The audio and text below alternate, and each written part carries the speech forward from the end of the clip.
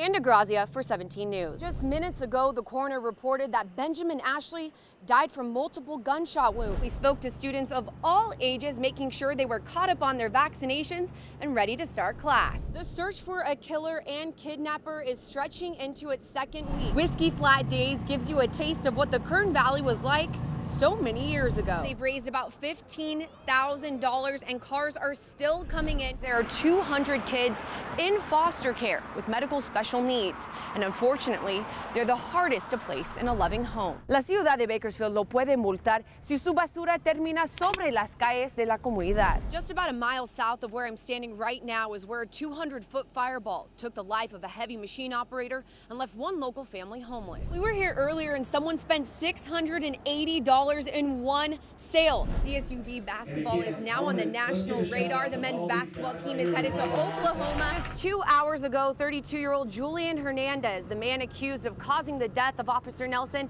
pled not guilty to all of the charges against him. Hey, Jim.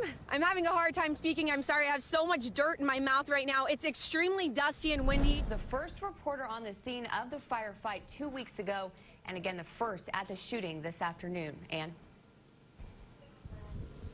Kristen, it looks like this is the end of the 18-day manhunt. Sheriff Donnie Youngblood says they have not positively confirmed the identity of the man that was killed in the deputy-involved shooting, but they say he looks a lot like Benjamin Ashley. Weldon local John Marquette cruises in his Polaris off-roading vehicle along the rugged Kelso Creek bed, covered in rocks and dry chaparral. I'm a thrill seeker to the max. With this .44 caliber pistol by his side, he says in his 15 years living in the Kelso Valley, he's discovered several mines and caves. More than I count. They're all over. They're all over up here. Probably some of them I've never even found. This is one of them. Inside, whiskey, a new bottle of alcohol, and a stench of urine. Or this one, which is nearly a mile long. That would be a good spot to hide. It'd be very hard for you to find you. Officials say mines and caves just like this one are all over this valley, giving this killer a perfect place to hide. It's the largest operation that I can recall, certainly the largest operation in the last 10 years. With this varying terrain and hidden hideouts, Marquette thinks if this kidnapping killer is from the area or a survivalist, he can hide out for quite a while. As the search continues, officials are just waiting on a tip. If we can identify the suspect, that's going to help us in this investigation. It's a party at Bakersfield's 25th Relay for Life. Are the #1 single community relay in the world.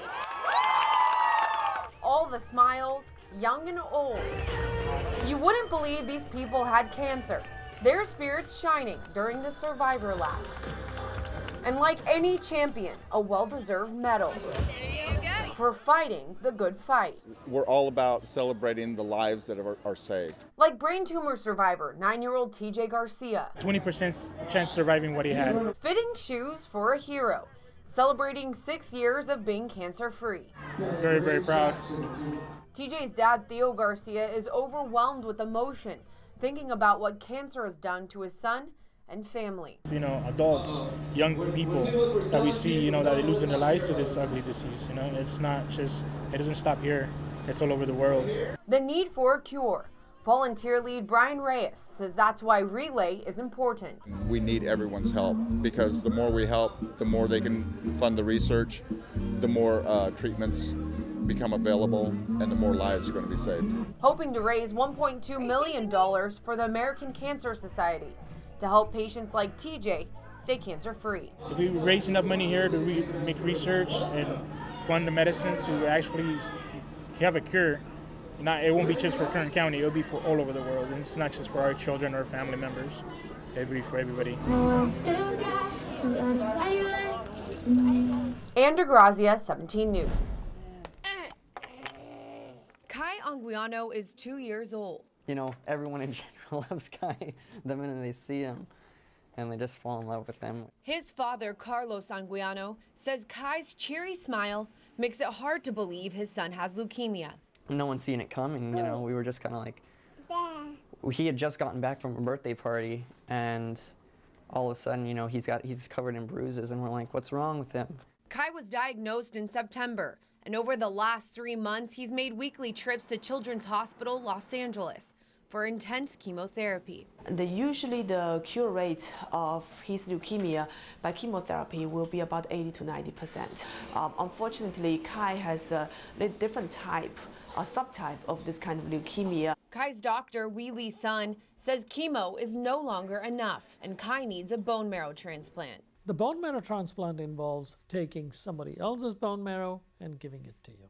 According to the National Bone Marrow Registry, 61% of donors are white, 10% Latino, 6% Black, and only 4% are multiple race, like Kai, whose multiracial background makes it difficult to find a donor. The most rapidly growing population for us in the United States, the multi-ethnic groups.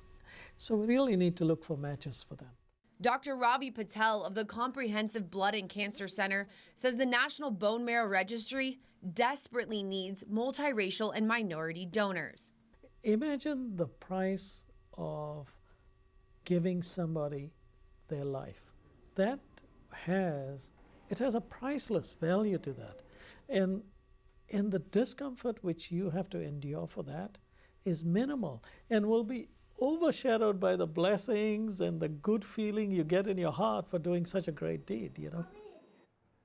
To enroll in the National Bone Marrow Registry, visit the website bethematch.org or call 1-800-MARROW2. For information on Kai's journey, visit our website kerngoldenempire.com and click on the hot link icon.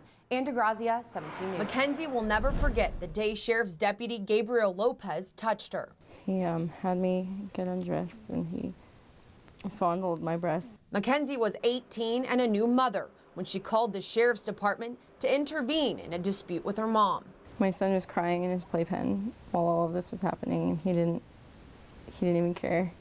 She was stunned, shocked, but didn't know what to do until she heard Lopez was accused of doing the same thing to other women. She filed a report, and a few weeks later, she heard a knock at her door. Several sheriffs and a bunch of other people who came to my house, and they asked me if I'd be willing to settle the case. She hadn't even filed a case or thought about suing. She was merely reporting a crime. They offered her $5,000. Very intimidated, very pressured. I felt like if I said no, that I was going to get bombarded by all angles. She signed a paper giving up her right to sue Kern County, settling for a fraction of what many other victims receive. They looked like they walked away with $1 million, and thinking of it now, they probably did. I did not live in a nice home. We were very poor. So who made this deal with Mackenzie? It was the Kern County Sheriff's Office Civil Litigation Coordinator, Michael Mahoney. Trying to negotiate settlement for any potential claim against Kern County Sheriff's Office. It's a way of protecting the county and sheriff's office from lawsuits. And according to Mark Nations, Assistant County Counsel, there's nothing wrong with it. And the federal courts have said that it is legal and ethical to negotiate a compromise with somebody under those circumstances, provided that it is voluntary, it is informed, and it is deliberate. Victims can't be coerced, but the county's closer can give them a hard sell. As Mahoney describes negotiations in a different case involving Deputy Lopez. She came back with $10,000. I said that's still above, I think the commander offered $7,500. And she says that sounds fair. Bartering, dickering over the dollar value of a sexual assault. The county knows that when they settle with these victims directly, the compensation isn't fair. Plaintiff's attorney David Cohn says for the county, it's business as usual, and the women are just numbers. In no way, shape, or form is the method that they used involving these 3 victims ethical. He's talking about the victims of Gabriel Lopez, a former deputy now serving 2 years for crimes against women. The deputy may have assaulted 3 individuals. And Lopez's victims aren't the only ones. In 2009, Karen Fry was serving time at Lerdo Jail where she was assaulted several times by detention's deputy, Anthony Lavis. Lavis was able to put his hands down Karen Fry's pants. Less than 24 hours after being assaulted, Fry was taken to sheriff's headquarters on Norris Road, greeted with lunch from Chipotle and civil litigation coordinator Matthew Echeverry. He offered her $1,500. Did you think it was a fair number? I suppose. Fry signed this paper, settling.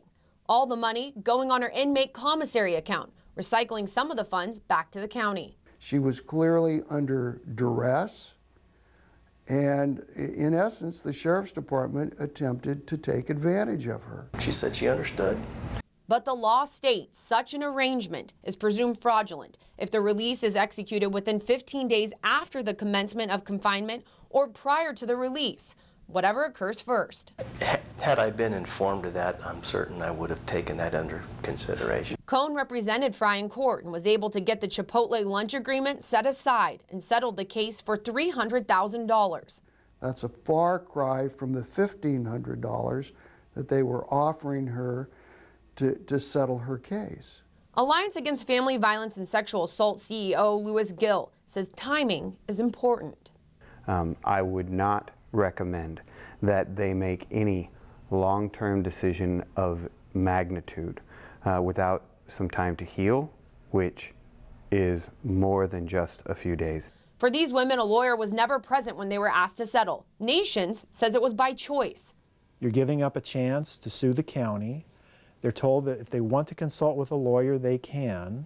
Mackenzie says she didn't realize what she signed until she heard Deputy Lopez went to jail. There's nobody there for you. It's just a bunch of people shoving things at you, telling you things that you don't understand, especially when you're that young. She was paid to stay quiet. You know, they take advantage of not only where you are in life, but also what happened to you. They take that and they use it against you.